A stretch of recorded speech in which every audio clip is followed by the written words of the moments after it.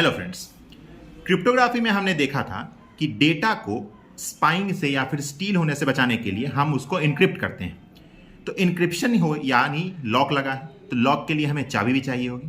तो यहां पर दो कीज यूज होते हैं, प्राइवेट की और पब्लिक की, इनक्रिप्शन के लिए भी और डिक्रिप्शन के लिए भी। यानी डेटा को जब हम कोड में कन्वर्ट कर रहे हैं तब भी हमें एक की चाहिए, और जब कोड से हम डेटा में कन्वर्सन आ रहे हैं तो भी हमें एक की चाहिए।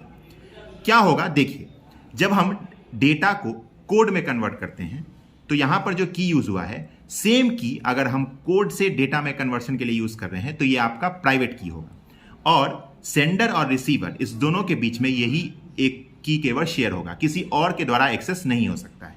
ये हुआ आपका प्राइवेट की। पब्लिक की क्या है कि सेंडर और मल्टीपल रिसीवर्स के बीच में ये शेयर्ड है, ठीक है। और यहां पर जो जिस कोड से आपने इनक्रिप्ट किया है, सेम कोड से आप डिक्रिप्ट नहीं कर पाएंगे। यहां पर आपको दो की चाहिए। पहला की जब आप डेटा को कोड में कन्वर्ट कर रहे हैं, और दूसरा की जब आप कोड से डेटा में कन्वर्सन कर रहे हैं। यानी इंक्रिप्शन के लिए अलग की, डिक्रिप्शन के लिए अलग की। प्राइवेट में क्या था, दोनों ही की सेम है, इंक्रिप्शन और डिक्रिप्शन के लिए। पब्लिक की में क्या है, एक इंक्रिप्शन का अलग की है, डिक्रिप्शन का अलग की है। इस दोनों चीजों को ध्यान में रखिएगा। यही थे आपके मेन पॉइंट्स क्रिप्टोग्राफी को लेके। आशा है आपने तीनों वीडियोस काफी अच्छे से देखी होंगी। अगर आपने ये तीनों वीडियोस देखा है तो क्रिप्टोग्राफी से रिलेटेड आपके सारे कंसेप्ट क्लियर हो जाएंगे। इतना आपके लिए सफिशिएंट है।